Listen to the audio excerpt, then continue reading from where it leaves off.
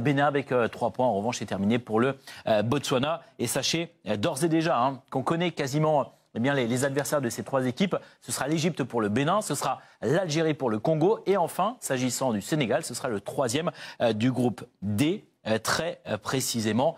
Et vous le saurez demain. Voilà, vous connaîtrez demain l'adversaire du Sénégal. Avec nos spécialistes en plateau, on va revenir sur le film de cette opposition entre le Bénin et le Sénégal. Il s'est passé beaucoup de choses. Et on va revoir tout cela en images avec un premier but sur une situation qu'on avait qualifiée dans un premier temps de litigieuse, Mbaye. Et puis finalement, non, c'est bien la tête effectivement d'Abdoulaye Seck qui permet au Sénégal de prendre l'avantage. C'est ça. Après avoir revu les images d'un peu plus près, on voit qu'il touche bien le ballon de la tête et le but a été accordé. Et c'était une bonne chose pour le Sénégal. Avec le 2e but, Habib Diallo, joueur du FC Metz, sur une passe de Sadio Mané. Là, on est sur la seconde période. Bref, il y avait une première période assez timorée de la part des Sénégalais.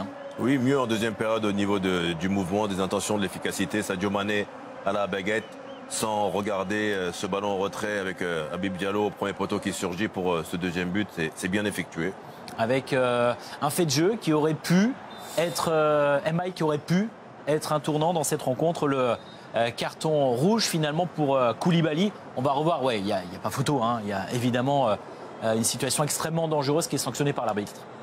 Oui, comme je disais en première mi-temps, pour moi le Sénégal devait concrétiser les occasions, vite marquer ce 2e voire 3e but, parce que dans le foot on n'est jamais à l'abri de ce genre de choses. Je sais que Kouli, connaissant la personne, ne le fait pas exprès. Maintenant, le geste, il est comme tel, il est dangereux. C'est un vrai problème de devoir s'en passer éventuellement pour quelques matchs lors de la suite de la compétition.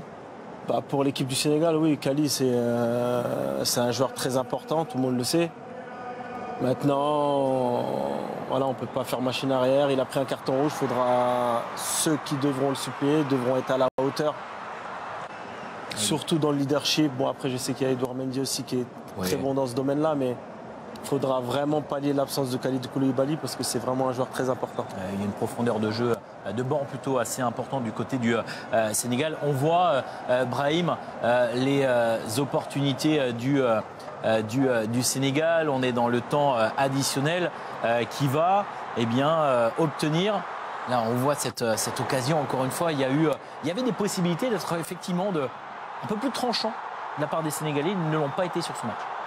Oui, après, évidemment, la physionomie change après quand vous êtes en infériorité numérique. Ceci étant dit, notamment avec l'entrée de l'homme providentiel, on en avait parlé en avant-match, Ibrahim Mbaye, avec cette incursion. Alors, certes, le placement était assez hasardeux de la défense béninoise, mais il a su faire l'appel au bon moment et surtout le petit contrôle juste devant le défenseur pour aller chercher ce penalty de la part des Sénégalais. Mais voilà, ils ont fait le travail pour ce match-là. C'était important parce qu'en parallèle, il y avait une confrontation aussi avec la RDC qui nécessitait de rester concentré et de mettre des buts. On le verra très précisément. Donc je crois que le job a été fait dans la globalité. C'est ça le plus important, on est d'accord. Au-delà de la manière, même si on l'a compris dans vos propos, Mbaye, c'est vrai que il va falloir élever un petit peu le niveau de jeu pour la suite de la compétition. Mais l'objectif, il est là, c'était conserver la première position et qualifier déjà. Bon, c'était le cas évidemment pour la suite de la compétition. Exactement. Ce match-là, c'était pour la première place. Maintenant, voilà, là où j'ai été un peu, je vais répéter ce mot, timoré, c'est qu'une équipe comme le Sénégal doit dominer ses matchs et arriver fin prêt pour les matchs à confrontation directe contre les nations plus fortes et au niveau du Sénégal. Maintenant, le job a été fait, on ne va pas cracher dessus. C'est toujours bien de gagner. Donc maintenant, à eux de se reposer et bien se concentrer sur leur 8e de finale. Et de conserver la première position du groupe. Juste après, Brahim, on va écouter. Je vous propose la joie, on peut l'imaginer, la satisfaction des Sénégalais, illustrée par les propos d'Idriss Gueye. Ouais, c'est vrai que c'est dommage pour nous parce qu'on sait l'importance de notre capitaine. Aujourd'hui, on le perd sur un match comme ça où on mène 2-0. Mais voilà, derrière, on a su garder notre calme et marquer ce 3e but qui nous permet de rester premier du groupe. Maintenant, voilà, comme on l'a dit, cette CAN, si on veut aller loin, si on veut la gagner, c'est avec tout le groupe, c'est pas les 11 titulaires. Et aujourd'hui, on l'a montré avec quelques changements dans l'effectif. Mamad Sarr qui joue son premier match avec l'équipe nationale du Sénégal, qui a montré de bonnes choses.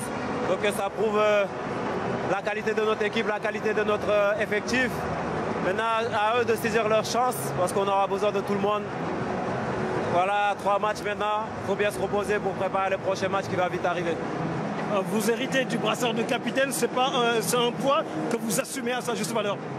Non, c'est pas un poids pour moi parce que je reste un leader de ce groupe. Je pense que je suis le plus ancien de cette équipe, donc même si je n'ai pas le brassard, je joue ce rôle. Donc brassard ou pas, ça ne change rien pour moi. Aujourd'hui, voilà, je l'hérite parce que Kalidou n'est pas là, mais voilà, on aurait pu le donner à n'importe qui, Edouard, Sadio. C'est pas important pour nous. Le plus important, c'est qu'on sait qui sont les cadres et c'est quoi l'effectif, et chacun a son rôle à jouer dans cette équipe. En huitième de finale, ce sera un match couperé, on gagne ou on disparaît. Comment vous comptez aborder ces huitièmes de finale?